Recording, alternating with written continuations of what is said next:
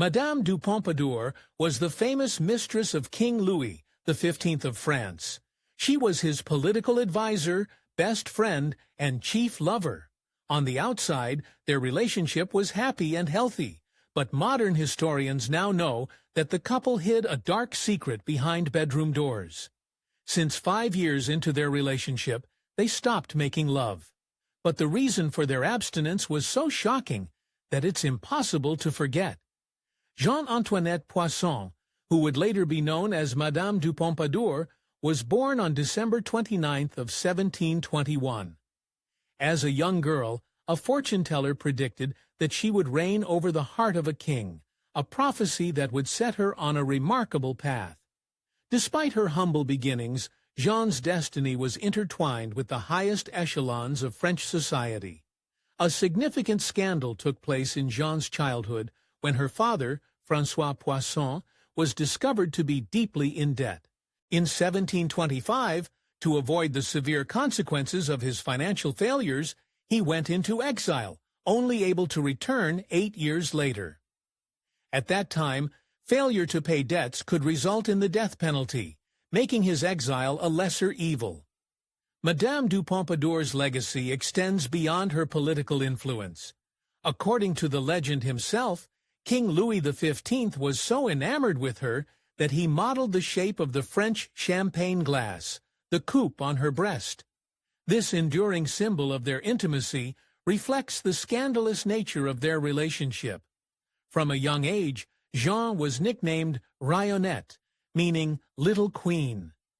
This name was more than a playful jest. It foreshadowed her future role at the French court. As Madame de Pompadour, she would hold immense power, effectively reigning without a crown. Madame de Pompadour mesmerized King Louis XV with her stunning beauty. Her blonde hair, blue eyes, alabaster skin, and rosy cheeks made her an irresistible figure. However, her lasting influence was due to more than just her looks.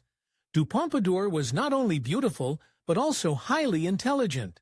She received an excellent education at an Ursuline convent, impressing even the philosopher Voltaire with her extensive reading.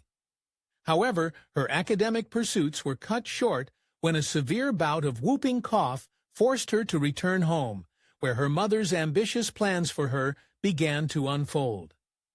After her father's exile, Jeanne found a protector in the tax collector, Lenormand de Tournoham.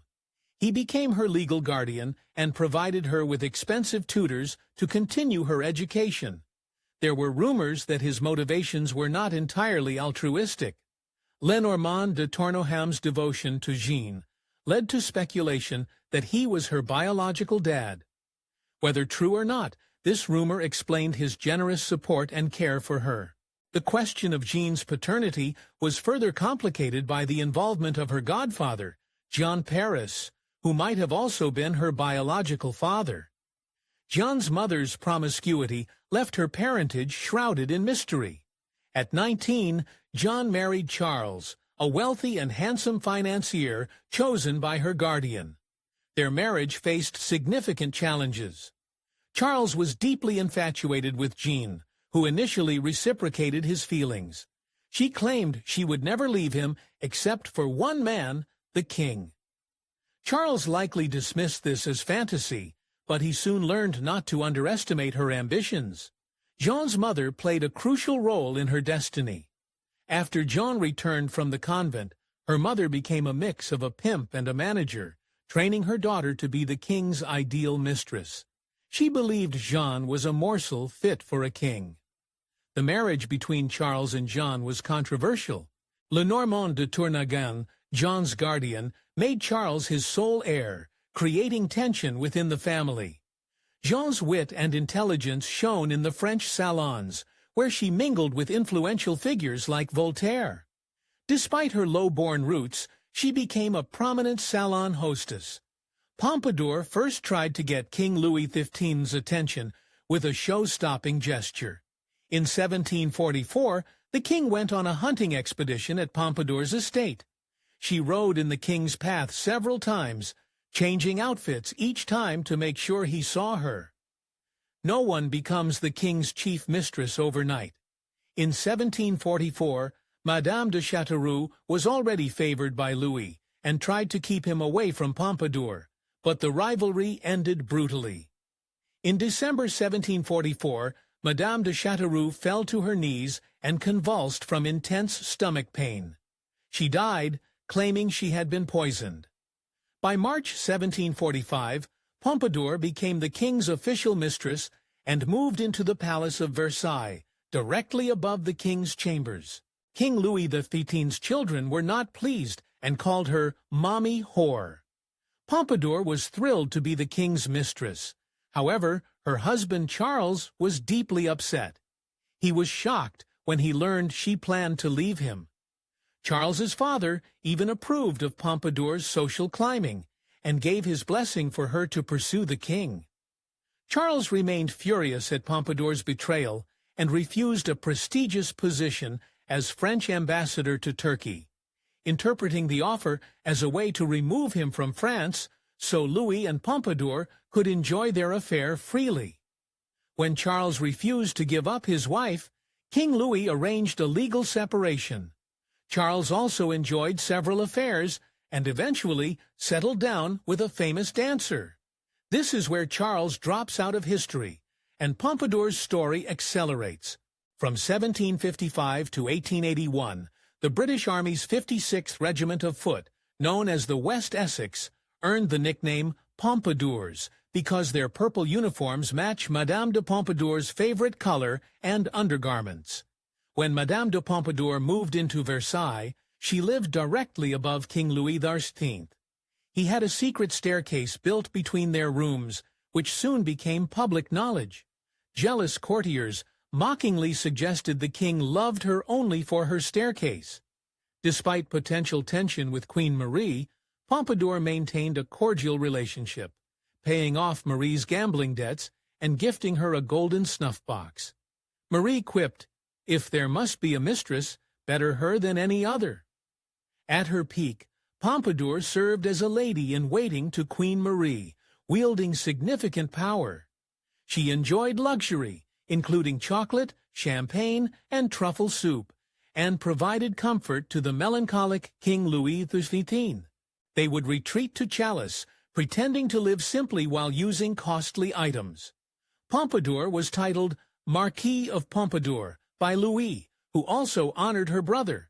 Despite this, rivals saw her as manipulative, using the king's weaknesses for power.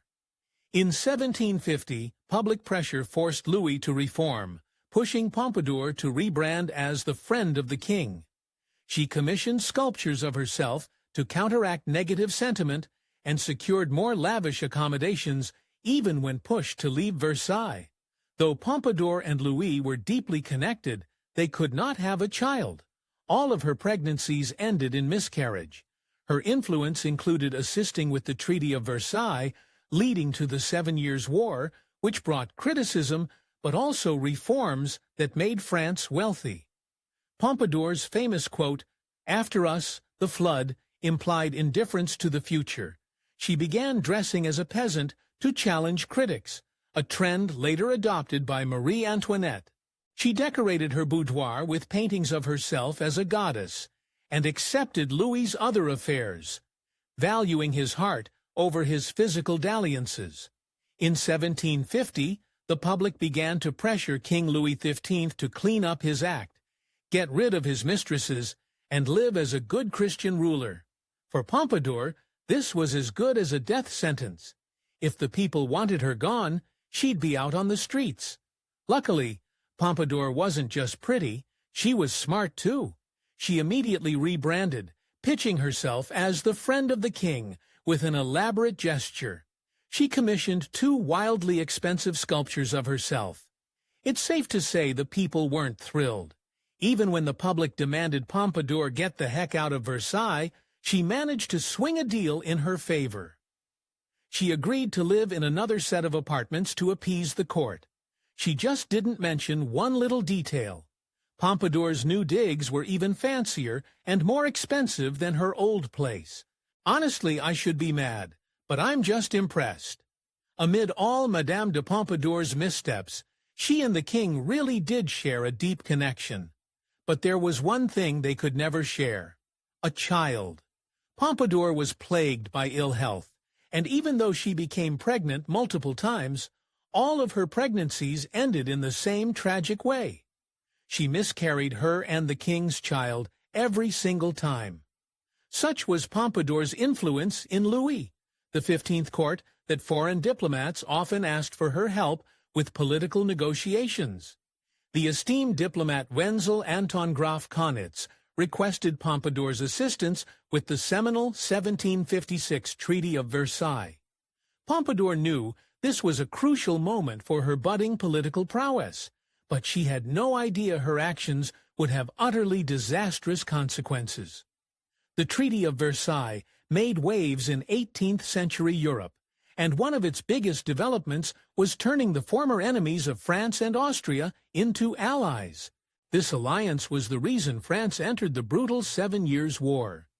This massive global conflict began just months after the treaty was signed, and unfortunately for Pompadour, it could not have gone worse. After 7 years of violence, the war ended, but France had no reason to celebrate. The country had lost brutally, giving up their claim to territory in what is now the United States. Pompadour's enemies immediately pounced on the opportunity to malign her. They didn't blame the king for France's embarrassing defeat, but his close advisor, Madame de Pompadour. But that's not the full story. The irony is that while Pompadour's responsibility for France's defeat was indirect at best, it is a historical fact that Pompadour supported a number of important ministers such as the French Bertin and Machaut. These ministers would implement reforms to France's infrastructure, trade, and taxes, which would eventually lead to France becoming the richest nation in the world. Even so, there is a dark detail about Pompadour's involvement in the war, and it involves a now famous quotation. Pompadour said, "After us, the flood to comfort her love, King Louis, after France's terrible defeat at the Battle of Rossbach in 1757. But what did she mean? Pompadour either meant that whatever happens after Louis doesn't matter, or far more darkly, that everything will collapse after his reign. Pompadour began a controversial trend. Almost daring people to bring up her bourgeois background, she'd dress up in a milkmaid's attire and pretend to be a peasant. The trend was so influential that even Marie Antoinette kept the fad going. She commissioned golden milk churns for her poor person cosplay. You know, because nothing makes you think of French peasantry more than solid gold. As a patron of the arts, it made sense for Madame de Pompadour to cover the walls of her boudoir with expensive custom paintings. What raised more eyebrows was the paintings' shared content. Many of them featured glamorous depictions of Pompadour, and not only that, many showed her dressed up as an actual goddess. She clearly didn't have issues with self-confidence. Because of Pompadour's disastrous involvement with the 7 Years' War, she became the most hated woman in France. Angry courtiers even campaigned to make the king kick her out. But such was Pompadour's power over the ruler. The whole country could demand that he cut his mistress loose, and he still wouldn't budge. Pompadour stayed at the palace. Louis was not a one-woman man. During his affair with Pompadour, he sated his physical desires on the side with casual sojourns in his Parc aux Cerfs, or Stag Park, a building specifically for the king's affairs. Rumors swirled that Pompadour was the mastermind behind the king's debauched palace, gleefully setting up her lover with a harem of women. In reality, Pompadour just accepted the king's side pieces. Later on, she revealed the chilling reason for her acquiescence. Pompadour told one of her friends that Louis's side dalliances didn't bother her because it is his heart I want. All these little girls with no education will not take it from me. I would not be so calm if I saw some pretty woman of the court or the capital trying to conquer it. But as we'll see, there were far more reasons for her to be so relaxed about Louis's side pieces.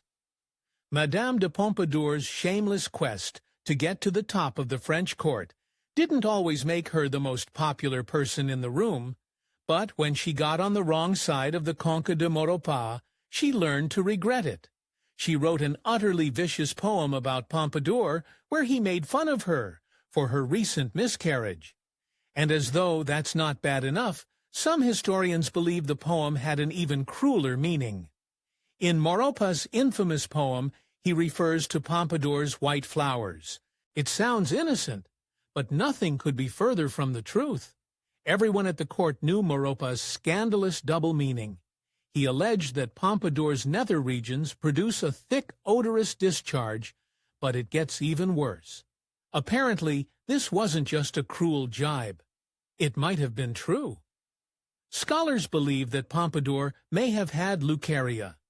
Pompadour was deeply offended by Maurepas' cruel poem, and she used her significant power to make her enemy regret his words. She quickly got her lover, King Louis XV, to exile her enemy, Maurepas. Pompadour 1. Maurepas 0. Pompadour pops up in all sorts of places. Not only did her breast form the shape of the French champagne glass, there's also a rumor that she influenced a famous engagement ring style. King Louis XV may have commissioned the mark-wise cut diamond as a homage to his beloved mistress. Apparently, its shape is based on Pompadour's mouth. Pompadour made her mark on French history, not just as a mistress and politician, but a tastemaker. She was a patron of the arts whose commissions supported painters, writers, and porcelain artisans. Do you ever wonder how Paris got a reputation for being so fancy and cultured? Thank Madame de Pompadour. Denis Diderot, the French writer, critic, and philosopher, was not fond of Madame de Pompadour. Following her death, he criticized her, stating, "What remains of this woman, who cost us so much in men and money, left us without honor and energy, and who overthrew the whole political system of Europe." Interestingly, during her lifetime, Diderot flattered Pompadour to secure her patronage for his encyclopedia. His true feelings surfaced only after her passing. Madame de Pompadour faced relentless insults at the French court due to her humble beginnings. High-born courtiers often mocked her lowly background, referring to these jibes as poisonades, a play on her last name Poisson, which means fish in French. In 1762, a Catholic merchant named Jean Collis was wrongfully accused of killing his son and suffered a brutal death at the hands of the French police. Upon learning of this injustice from her friend Voltaire, Madame de Pompadour intervened and persuaded the king to overturn Collis' sentence. Madame de Pompadour influenced Louis XV to pass a bill that suppressed the Jesuits, a rising Christian group. This decision was contentious, causing division within both France and the royal family. Despite opposition from Louis's son, daughters, and wife, Pompadour's influence led to significant restrictions on the Jesuits' rights. Pompadour was involved in the arts, learning to engrave gems and staging over 100 plays at Versailles. These productions often featured Pompadour herself in flirtatious roles opposite Louis XV, much to the delight and envy of those at court. Madame de Pompadour was a trendsetter in fashion and the Rococo art style. Her influence was so significant that a shade of pink was named Pompadour Pink in her honor. Madame de Pompadour's health began to decline in 1764, leading to a diagnosis of tuberculosis. Despite Louis XV's care, she succumbed to her illness at Versailles at the age of 42. Following Pompadour's death, tributes poured in from across France. Louis XV described their bond as a 20-year friendship, while Voltaire expressed his gratitude for her support. Even the weather seemed to mourn, with heavy rain falling on the day of her funeral. Despite his deep grief, court protocol prevented Louis XV from attending Pompadour's funeral due to her middle-class origins. Madame de Pompadour had condensed Louis XV to construct the Petit Trianon at Versailles, intended as their private retreat. After her death, This mini-shadow became the residence of her successor, Madame du Barry. Madame de Pompadour's legacy includes the hairstyle named after her. The pompadour, characterized by hair styled high on the forehead and sides, has been worn by notable figures such as Elvis Presley, Marlon Brando, and David Beckham. Pompadour remains a figure of interest in popular culture, including an appearance in the Doctor Who episode The Girl in the Fireplace, where she was portrayed by Sophia Myles. Despite their outwardly happy relationship, Madame de Pompadour and Louis XV ceased being sexual partners around 1750. 5 years into their relationship, they stopped engaging in intimate activities. Pompadour's shift in her relationship with Louis XV was publicly attributed to her poor health, which included multiple miscarriages and frequent illnesses. Privately, however, Pompadour was not particularly interested in sexual activities. Madame de Pompadour's lack of sexual desire led her to adopt a peculiar diet of celery, truffle, and vanilla in an attempt to increase her libido. Unsurprisingly, this odd combination did not have the desired effect. One of Madame de Pompadour's portraits depicts her embroidering, a seemingly innocent activity. In reality, she used these moments to conduct political negotiations with world leaders. Despite being Louis XV's great love, Madame de Pompadour engaged in an act that ultimately contributed to his family's downfall. She edited the first French encyclopedia, which criticized the law and the church, sowing seeds of discontent that would later culminate in the French Revolution.